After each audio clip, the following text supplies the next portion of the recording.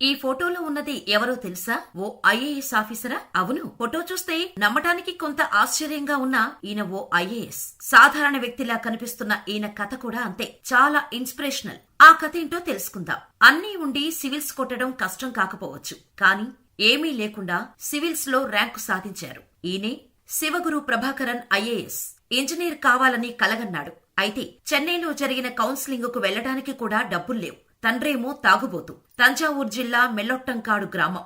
ఇలా చెప్పుకుంటూ పోతే ఇతని కష్టాలు ఎన్నో. శివగురు ప్రభాకరన్ తల్లిదండ్రులు వ్యవసాయ కూలీలు. తండ్రి తాగుబోతుగా మారి కుటుంబాన్ని పట్టించుకోకపోవటంతో భారమంతా తల్లిపైన సోదరిపైన పడింది. దాంతో కుటుంబానికి చేదోడు వాదోడుగా ఉండటానికి శివగురు చిన్న చిన్న పనులు చాలా చేశాడు. 2 ఏళ్ల పాటు కట్టెకోత యంత్రం ఆపరేటర్గా పనిచేశాడు. పొలం పనులు చేశాడు. వచ్చిన దాంట్లో కొంత కుటుంబానికి ఇస్తూ ఇంకొంత తన చదువు కోసం దాచిపెడుతూ వచ్చాడు. ఆర్థిక పరిస్థితి వల్ల 12వ తరగతి తర్వాత విద్యను కొనసాగిస్తాననే నమ్మకం కూడా లేదు అతనికి. 2008లో తమ్ముడు ఇంజనీరింగ్ చదువుకు, సోదరి పెళ్లికి సాయం చేశాడు.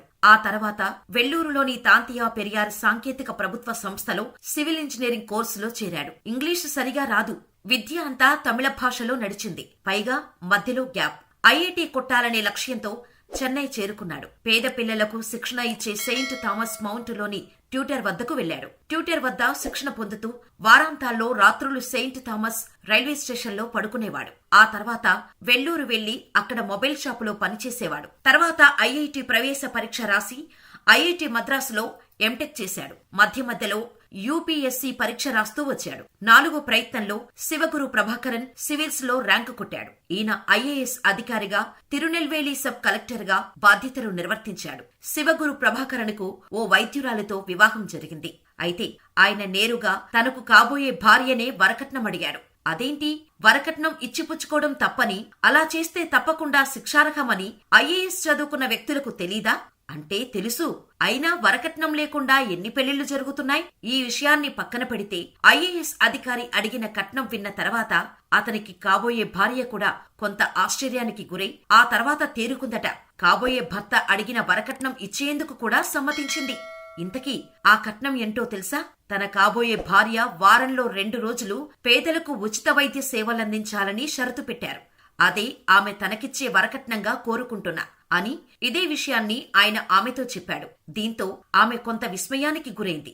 ఆ తర్వాత వెంటనే తేరుకొని ఇంతటి ఉన్నత భావాలు ఉన్న వ్యక్తి తనకు భర్తలా లభించటం పట్ల ఆమె ఎంతో సంతోషించింది. చెన్నైకు చెందిన ఓ గణిత అధ్యాపకుడి కుమార్తె డాక్టర్ కృష్ణభారతితో తనకు వివాహం నిశ్చయమైన తర్వాత కట్న కానుకల ప్రస్తావన సమయంలో నేరుగా కాబోయే భార్యని ఈ కలెక్టర్ ఈ మేరకు తన వరకట్నం ఇవ్వాల్సిందిగా కోరటం, అందుకు ఆమె సమ్మతించటం, దీంతో వీరి పెళ్లి కూడా ఘనంగా జరిగింది.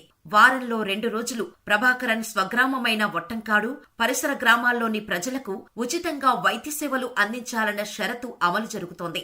ప్రభాకరన్ తొలుత రైల్వేలో ఉద్యోగం చేశారు. అనంతరం పట్టుదలతో ఐఏఎస్ చేశారు. ఆయన మాజీ రాష్ట్రపతి అబ్దుల్ కలాం పేరిట డాక్టర్ ఏపీజే గ్రామ అభివృద్ధి బృందం ఏర్పాటు చేసి పలు రకాల సేవలు అందిస్తున్నారు. మరి శివగురు ప్రభాకరన్పై మీ అభిప్రాయాన్ని మాకు కామెంట్ ద్వారా తెలియచేయండి.